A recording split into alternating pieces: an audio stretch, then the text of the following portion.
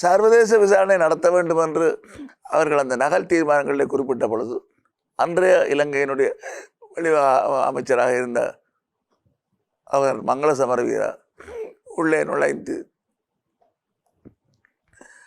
அவர் ஒன்றை சொன்னார்கள், நாங்கள் இணைய அரசரை வழங்குகின்றோம், வாக்கெடுப்பு தேவையில்லை, நாங்கள் உள்நாட்டு விசாரணை நடத்துகின்றோம்.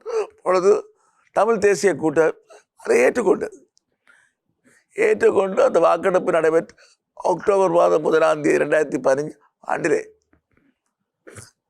அண்ணன் மாவசேனாதர் ஐயா, திரு சுமந்திரன் போன்றவர்கள் எல்லாரும், நான் அப்போ இருந்து கொண்டு எங்களுடைய கட்சியினுடைய தலைவர் செல்வம் வணக்கிறான் உட்பட அதை ஏற்றுக்கொண்டு ஊடக சந்திப்புகள் நடத்தி கொண்டு திரு கஜேந்திரகுமார் போன்ற திரு செல்வம் திருமதி ஆனந்தி நான் போன்றவர்கள் எதிராக நின்று இல்லை, இவருடைய படு ஏமாற்று ஒருபோதும் இந்த உள்நாட்டு விசாரணை நடைபெறாது. இன்றைக்கு முடிஞ்சு 10 வருஷம் முடிஞ்சு நிலைமை என்ன?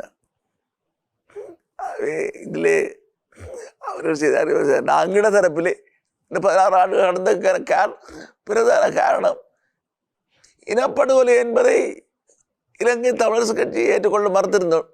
அந்த காலத்திலேயே 83 அன்னை இந்திரா காந்தி அவர்கள்